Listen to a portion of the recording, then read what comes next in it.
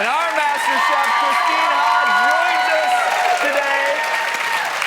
Welcome to the show, Christine. Thank you so much for having me. So it was fun for me just watching that clip. What was it like being on MasterChef? It was the craziest, most intense and stressful, but most amazing experience. It's a once in a lifetime thing. Yeah. Is your vision fairly stable at this point? It's been stable about for the past 5 years, fortunately. But how bad is it?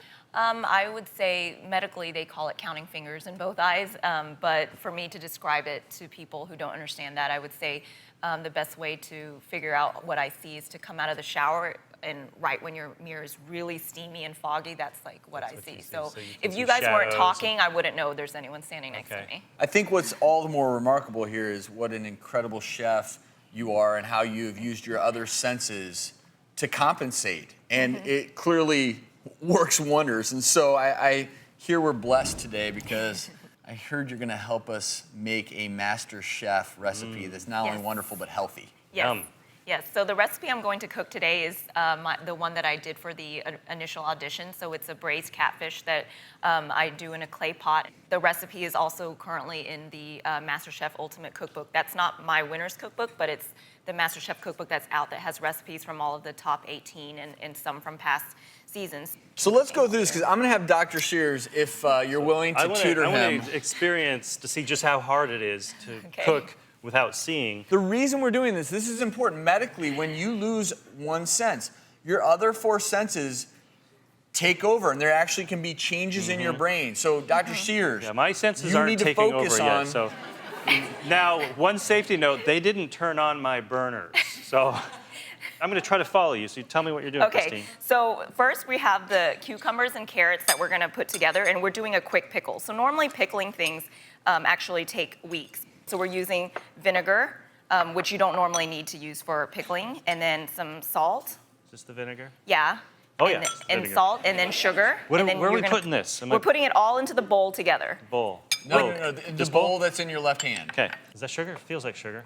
Taste Use it. your other senses. It's sugar. For the record, Christine, I'm eating your version, not his. Okay. So this is quickly pickled. Yes, so then you would just cover this and refrigerate it and just set it aside and let it do its thing. Loaded with antioxidants, just a great thing to add to your dish. So moving on. I'll just hold it. Okay. So now I'm going to do the fish. So we want to have the pan nice and hot. So when you get the shallots in there, you hear it sizzling. And then here's the garlic. Garlic, you said? Yes, garlic. Oh, that's garlic. Okay. Have you put the fish in yet? Yes, I've put the fish in already. And I'm actually using my hands in the hot pan. So you want to get a good sear from both sides, and I'm totally going to use my hands. So you're right now, because you're using your sense of touch, your sense of smell. How are you, if I can look at a piece of fish, I can look and see how seared it is. Are you using the sense of touch? How can you tell? Yeah, so usually by experience, you'll just kind of time things, and you'll know that, and I can feel that this is, it doesn't have a great sear on it, but I can tell by touching it that it's definitely not as tender as the other side was. Okay, so I'm gonna move this. Or I just kind of do by a lot of touch. I think just by experience, you'll just know. Oh, lemon. Do not go too far left, Jim. Okay. Yeah, I've got some hot fish next to you.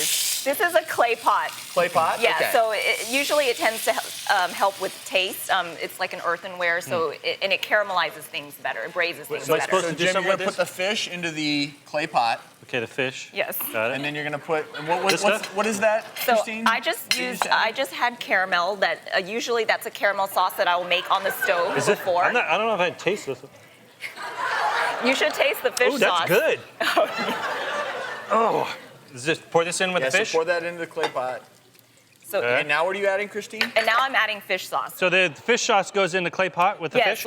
Yes, with the fish and then with the caramel. And then you just brown that on the stove with a little bit of water. And you can make that beforehand. And then you just put it into the clay pot and then you simmer it for about 30 minutes and then it's good to go. While this is cooking, let's go ahead and take your blindfold off. Oh, please. Thank you. Thank you.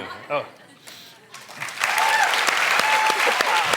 Is it fair, Christine, for me to say, I personally think cooking is hard enough. It is remarkable to me that you're able to do this, despite...